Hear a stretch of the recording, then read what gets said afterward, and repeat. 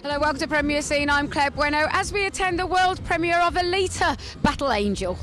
A great part to play, physical and lots of character as well for an actress. Yes, it was very challenging mentally and physically to be at that level of endurance every single day. It was quite a gift to go on that journey. And I saw sort of gymnastics as kind of like a staple part of what was required from you.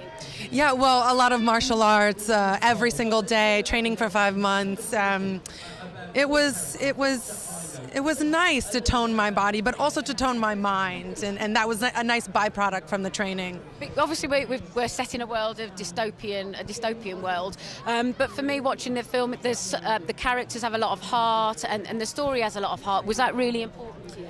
Yes, absolutely, because otherwise it would feel too much like maybe just a sci-fi, cyborg action film. And when Jim's movies go beyond that, they play all over the world. Even if you don't think that's your thing, you'll be surprised that you're attracted to the human drama of it.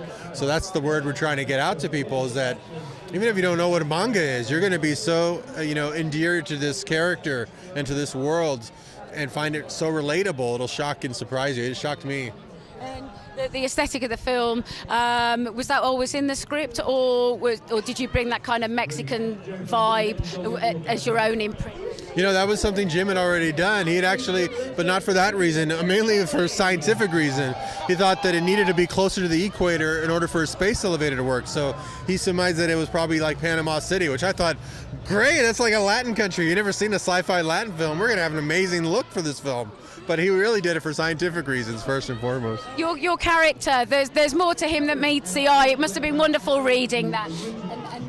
Yeah. I mean, with blockbusters like this, sometimes you'll get a character that doesn't have much range or arc, and really every character in this film has something deeper that you don't quite see at first, and I think that that's really important. I think that's what engages the audience. And what I saw from your character as well, he seemed very much like a Mexican street guy. Is that somewhere where you referenced in your... Yeah, I mean, honestly, I got my entire backstory from Cameron. He sent me a 4-page dossier basically on who I was and why I was, and just to get that was amazing. Most actors have to do that themselves. An enchanting story. Can you tell us why it was so important to you to put this on the big screen? Well, as a father, I thought this was such an important movie to put on the big screen because it tells the youth that no matter how insignificant they might feel at any given moment, and Alita says that, inside of them is the ability to make a difference, and they have to find the hero within, and we get to do it on an epic scale.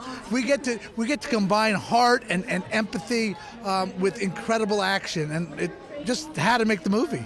I mean, what touched me, I felt there was a resonance with Pinocchio and Geppetto in the story. Look, I think what's great about this basic story is it's a relatable story, and that's because Alita comes into the world without superpowers, like Pinocchio did, and she discovers the humanity within her, and I just love that. And I think as well that for all the kind of the technology, the cyborgs, and this futuristic world that you've created, there is a story with a lot of heart, isn't there?